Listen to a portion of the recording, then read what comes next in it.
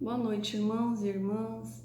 Com muita alegria que nós vamos dar início ao estudo da noite, rogando sempre a Jesus que possa estar nos orientando, nos guiando, para que possamos adquirir mais conhecimento, sairmos daqui com o coração mais leve, nos sentirmos melhores. Mestre Jesus, te rogamos que a sua bondosa presença esteja aqui conosco, nos orientando, nos ajudando a compreender o seu Evangelho e colocarmos em prática. Gratidão, Mestre, que assim seja. Como estudo da noite, eu escolhi uma citação de Lucas, que vai estar lá no capítulo 8, versículo 28, e vai nos dizer o seguinte: ao ver Jesus, prostou-se diante e gritou em voz alta: que tenho eu contigo, Jesus, Filho do Deus Altíssimo? Peço-te que não me atormentes. E quem vai fazer esse estudo, quem vai nos esclarecer sobre essa citação, é o nosso irmão Emmanuel, no livro Pão Nosso, Psicografia de Chico Xavier. Vai estar lá na lição 19, intitulada Falsas Alegações. O caso do espírito perturbado que sentiu a aproximação de Jesus, recebendo-lhe a presença com furiosas indagações, apresenta muitos aspectos dignos de estudo. A circunstância de suplicar ao Divino Mestre que não o atormentasse requer muita atenção por parte dos seus sinceros discípulos. Quem poderá supor o Cristo capaz de infligir tormentos a quem quer que seja? É muito interessante esse questionamento. Por que aquele espírito infligia ao mestre tormento? Por que ele acusava Jesus de estar atormentando? E no caso, trata-se de uma entidade ignorante e perversa, que nos íntimos desvarios muito já padecia de si mesma.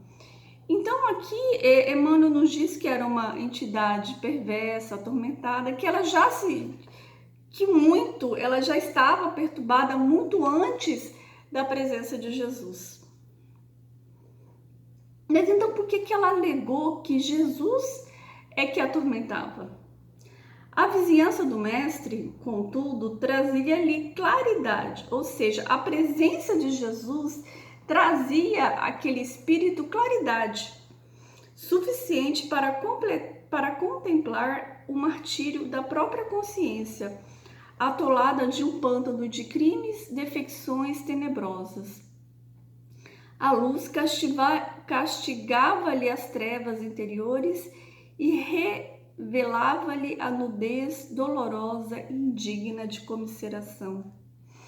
Então, irmão, nós percebemos aqui que, em verdade, essa alma atormentada, ela já estava infeliz, ela já se sentia atormentada antes da presença de Jesus. Mas com a proximidade do mestre, com a claridade do mestre, ela conseguiu se enxergar como um todo. Ela conseguiu ter acesso à própria consciência, porque nós sabemos que quem nos julga é a nossa consciência. E eu estive refletindo, irmãos, quantas vezes nós nos sentimos assim na presença do mestre? Quantas vezes a presença de Jesus, os ensinamentos de Jesus, faz com que essa luz que ele traz, a força da palavra, o seu amor, a sua verdade, que Jesus é o caminho, a verdade e a vida, ele não só nos ensina, mas ele também vivenciou tudo aquilo que ele ensinou. Então, a presença dele, por vezes, faz com que nós consigamos enxergar toda a escuridão da nossa alma, todos os crimes, todos os equívocos, todas as dores que nós trazemos na nossa própria consciência. Mas diferentemente dessa alma perturbada, desse espírito sofredor, nós não devemos pedir que Jesus se afaste de nós. Nós não devemos realizar movimento, ações e nos afastar de Jesus.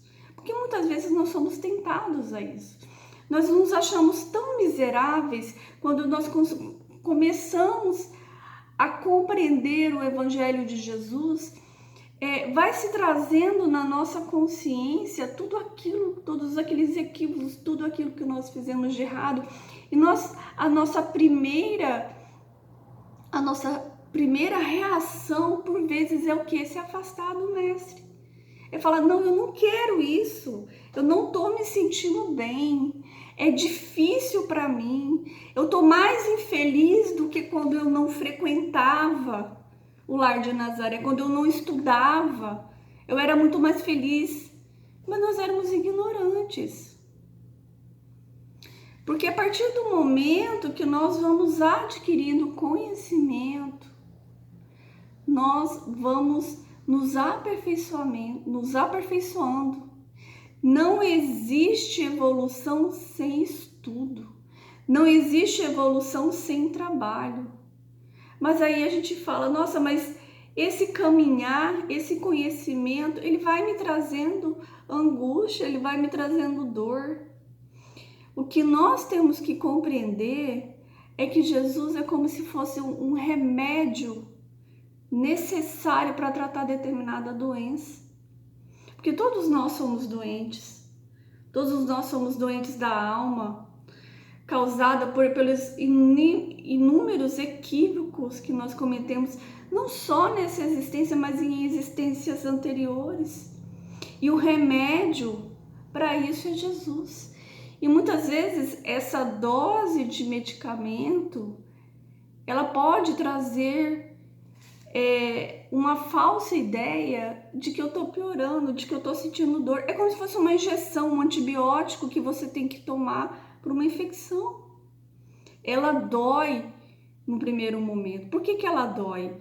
Não porque Jesus vai nos trazer mal, mas é a nossa consciência despertando. O sofrimento que é causado em nós, em verdade, é o que? É a nossa mente reconhecendo os nossos equívocos, reconhecendo que nós infringimos as leis divinas, e todas as vezes que nós infringimos a lei divina, nos causa o quê? Nos causa dor, nos causa sofrimento. E aí diz, continuando Emmanuel, o quadro é muito significativo para quantos fogem das verdades religiosas da vida, categorizando-lhes o conteúdo à conta de amargo elixir de angústias e sofrimentos. Esses espíritos indiferentes e gozadores costumam afirmar que os serviços da fé alagam o caminho de lágrimas, enevoando o coração. Olha aqui que pensamento mais equivocado. As verdades religiosas, ou seja, os ensinamentos do Cristo, eles não nos alargam a dor e o sofrimento. Ela não faz com que o nosso caminho ele seja mais doloroso. Como muitos fazem a crer que os cristãos são muito sofredores, o cristão ele carrega em si uma culpa muito grande, uma dor muito grande. Não é verdade. Com Jesus, quem seguir Jesus, o fardo é leve e o jugo é suave. Não quer dizer que você não vá passar por dores e sofrimentos. Mas as dores e os sofrimentos, irmãos, eles são inerentes desse planeta. Ou seja, no planeta Terra, todos nós teremos dores e sofrimentos. É claro que uns em maior quantidade, outros em menores. Os aspectos, as origens também são diferentes. Mas a dor e o sofrimento, ela é inerente desse planeta. Então todos nós vamos passar. Não é porque eu estou conhecendo Jesus, não é porque eu estou estudando o Evangelho, não é porque eu estou me esforçando para praticar o Evangelho que eu vou ser infeliz. Ao contrário, quando você estuda o Evangelho de Jesus que a luz do Mestre nos ilumina, nos traz a consciência, todos os equívocos, aonde a gente está errando. Jesus, ao mesmo tempo, nos ensina amorosamente a não errar mais, a como conseguir evoluir, como conseguir o perdão. E esse trabalhar vai fazer com que nós não sintamos tanta dor e tanto sofrimento. Por quê? Porque nós vamos compreender que nós somos herdeiros de nós mesmos. Nós vamos compreender que, em verdade, o que eu estou passando hoje é reflexo do que eu fiz no passado. E que o meu futuro vai depender de mim. Se eu vou ser mais feliz, se eu vou ser menos infeliz, vai depender de mim.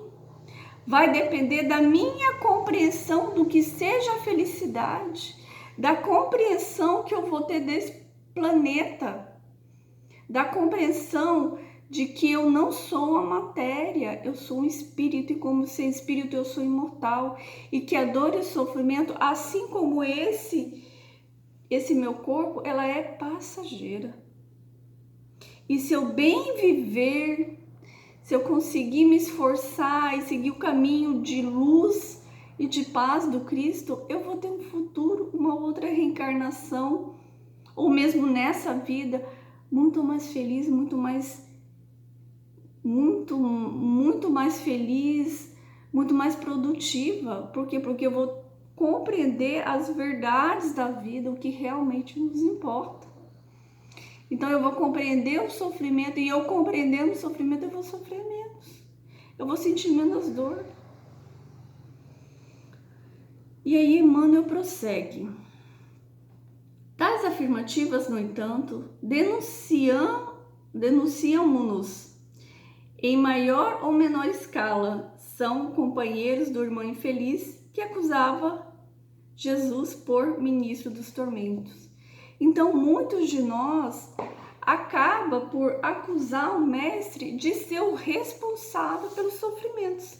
Ao longo da história, nós vemos que equivocadamente a humanidade utilizou o nome de Jesus para causar dor e sofrimento, para conseguir subjugar outros povos.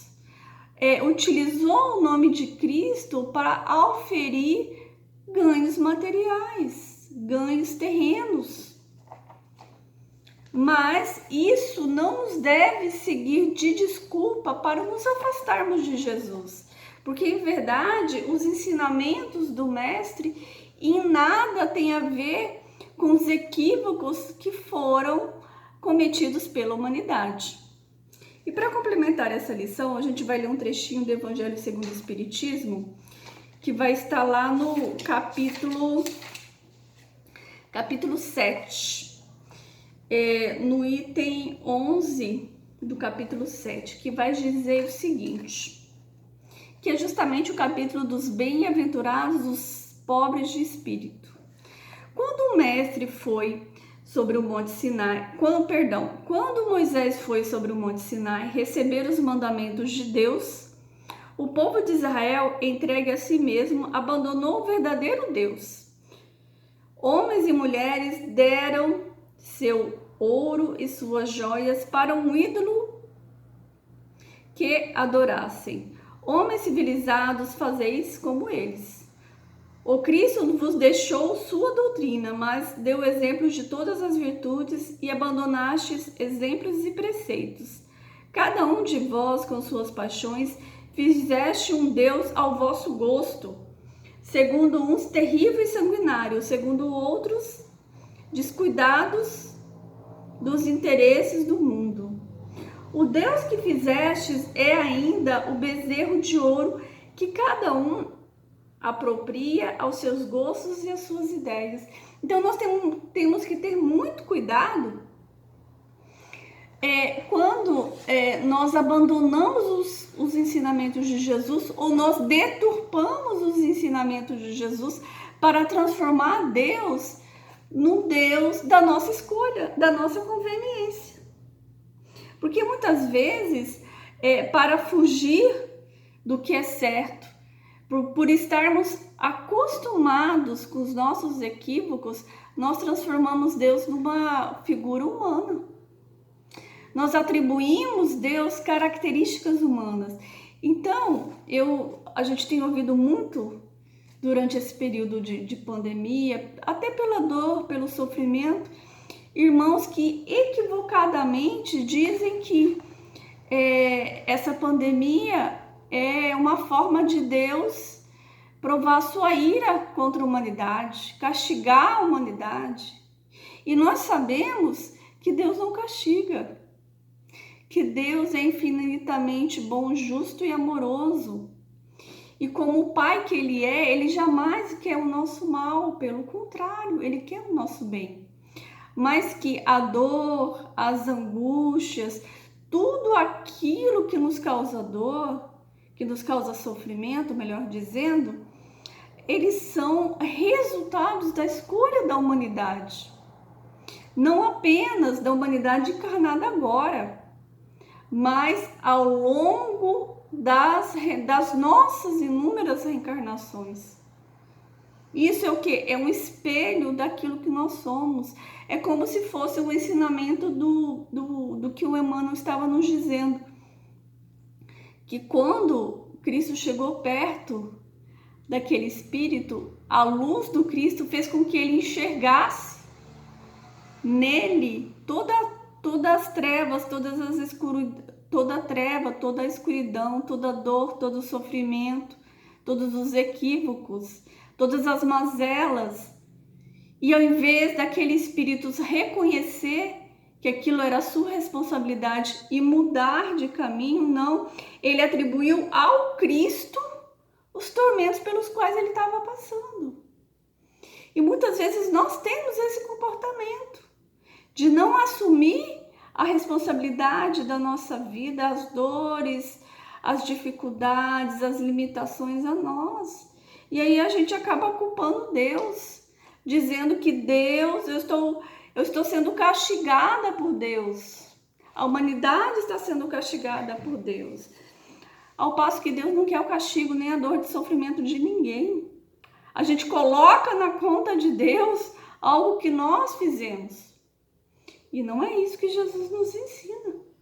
Jesus nos ensina que Deus é amor, é bondade, é infinitamente justo e bom, que Ele está do nosso lado e que Ele encaminhou o seu Filho, né, Jesus, aqui no planeta Terra, o ser mais iluminado, sem nenhuma dívida com esse planeta, sem nenhuma prova, sem nenhuma expiação a passar, veio aqui por amor, para nos ensinar qual era o caminho. E ao invés de nós reconhecermos isso, a gente acaba o quê? Por ignorância, atribuindo toda a culpa e toda a responsabilidade que é a Deus. Mais à frente, o Evangelho nos diz o seguinte: a inquietação torna-se geral. A quem inculpá-la, senão a vós que procurais incessantemente vos esmagar uns aos outros? Não podeis ser felizes sem benevolência mútua? E como a benevolência pode existir com o orgulho? O orgulho, eis a fonte de todos os vossos males. Dedicai-vos, pois, a destruí-lo, se não quiserdes perpetuar suas funestas consequências. Um só meio se vos oferece para isso, mas este meio é infalível. Tomar por regras invariáveis a vossa conduta a lei do Cristo. Lei que tendes repelido ou faceado na sua interpretação. Então, veja assim, essa inquietação, os benfeitores aqui estão nos dizendo que essa dor, essa inquietação, esse momento que nós estamos passando, em verdade não é culpa do Cristo. Não é culpa de Deus, não é uma praga, não é um castigo que Deus está encaminhando para nós, de maneira alguma. Mas é a soma dos nossos equívocos. Ah, mas eu conheci pessoas que estão sofrendo e são pessoas muito boas, e que não merecem passar por isso. Deus, que é infinitamente justo e bom, Ele conhece o nosso íntimo. Ele tem uma visão global de tudo que a humanidade, todos os equívocos da humanidade, e nos dá esse momento como um momento de reflexão, um momento de podermos mudar a nossa história com Jesus. E ao mesmo tempo ele nos traz o consolo, ele nos traz o alívio das dores e dos sofrimentos, que é o que é o próprio Mestre, que é os ensinamentos de Jesus. E nós sabemos que ninguém está abandonado, que existem inúmeros benfeitores que estão neste momento nas nossas casas, nos hospitais, auxiliando a humanidade a passar por esse momento de tanta dor e de tanto sofrimento. Mas nós não devemos jamais imputar essa responsabilidade ao Mestre ou imputar essa responsabilidade a Deus, ou simplificar, tirando a nossa carga de responsabilidade e colocando tudo isso na conta de Deus. E para finalizar, o Evangelho nos traz uma mensagem de conforto, de incentivo. Diz o seguinte: despertai, meus irmãos, meus amigos, que a voz dos Espíritos atinja os vossos corações. Sede generosos e caridosos sem ostentação. Quer dizer, fazei o bem com humildade, que cada um destrua pouco a pouco os altares erguidos no orgulho. Numa palavra, sedes verdadeiros cristãos e tereis o reino da verdade. Não duvides mais da bondade de Deus, quando dela vos dará tantas provas. Então não duvidemos da palavra de Deus, não duvidemos da bondade de Deus, não duvidemos dos auxílios que nós estamos recebendo neste momento do mundo espiritual, dos nossos benfeitores, dos nossos anjos de guarda. Lembremos sempre que Jesus é o governador desse planeta. Foi Ele que criou esse planeta antes mesmo de nós estarmos aqui, pensarmos em reencarnarmos no planeta Terra. Jesus já estava cuidando do planeta, cuidando do nosso lar temporário, cuidando da nossa escola, cuidando desse grande hospital que é o planeta Terra, porque todos nós estamos doentes aqui, irmãos. Esse aqui é o momento da cura.